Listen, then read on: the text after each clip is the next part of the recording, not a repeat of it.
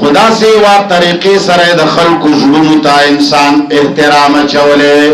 نو الله فرمایي چې معنا سیوا دوی د چا تمه لري لګي سر کارګزاري. الله فرمایي واورا لا یستطيعون نصر انفسهم وسن لري د امداد د ځانونو. دوی چې چا نتما چې عبدالقادر جیلانی بم شفاعت کوي، څوک وی چې حافظ بم شفاعت کوي، څوک وی چې مولا بم شفاعت کوي، څوک وی چې فلانه بم شفاعت کوي، فلانه بکئی بلا شے پیران میاگان ملنگان. اللہ فرمائی لا یستطيعون نصر انفسهم وسن لري د امداد کولو ځان سرا. چانوي تمنعهم من دوننا من دوننا نا الله وی اغا خدایان ام لهم آلهتون ایشتدی دوی مددگاران تمنعهم چو بے ساتی من دوننا زمنگن سیوا. نو زمنگن سیوا چی چوکم دی منگن سیوا اللہ نا. اللہ فرمائی مانا سیوا چی چوکم دی لا یستطیعون نصر انفسهم وسن لری د مدد زان سراهم زان سر مدد نشی کرے. ولا هم منا یصحبون نو دوی سرا زمنگل طرف ملگرتیا کی دیشی. ملگرتی خطوہ خبری دی. اللہ فرمائی یا سڑے امداد کولی شیخ پلا طاقتوری یا چا سرا منگا ملگرتیا ہوکو نو سڑے طاقتور شیخ پلا طاقتوری یا منگا ملگرتیا ہوکو. نو اللہ فرمائی خپل طاقت ہوئی چا سرا نشتا زان سرا ہو مدد نشی کولے. ولا هم منا یصحبون نو دوی سرا زمنگا طرف ملگرتیا کی دیشی.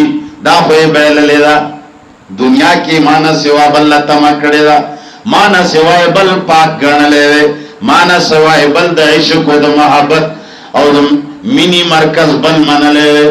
بقاعدہ خلق اللہ سرا شریکان جوڑ کری دی. یہود و عزیر علیہ السلام اللہ سر شریک کڑے ہو. سنگی شریک کڑے ہو چرتے یہود ویلی دی چی دا ازمکا اللہ جوڑا کڑے دا اسمان عزیر جوڑ کڑے دے. چرته به ونه غوړي دا خو چرته ندی ویل. چرته یهودو ندی ویلی چې پلانی تا اولاد چې دا عزیر علیہ السلام ورکړي نه دی ویل. نه دا ویلی دي چې عزیر علیہ السلام باران وروي. نه چرته دا ویلی دي چې عزیر علیہ السلام جهنم نه خلق بچ گئی. صرف دومره خبره چې عزیر علیہ السلام سره د یهودو مینا ډیره زیاته وی به چې دا د الله نازولې دے چھ سو غواړي الله یې نمر اوري الله یې خپکاینا. نو الله وتوي چې دا کافر دي. معنا سیوای د مینی محبت مرکز بل څوک وګرځولو. عیسایانو عیسی علیہ السلام خدای ته ورسو چریم ندی ویلی چې اسمان عیسی جوړ کړي. خو هغوی د عیسی علیہ السلام سره مینا وا وای چې عیسی علیہ السلام څوک د جهنم نه راوباسي نو الله یې ناراضه کوي.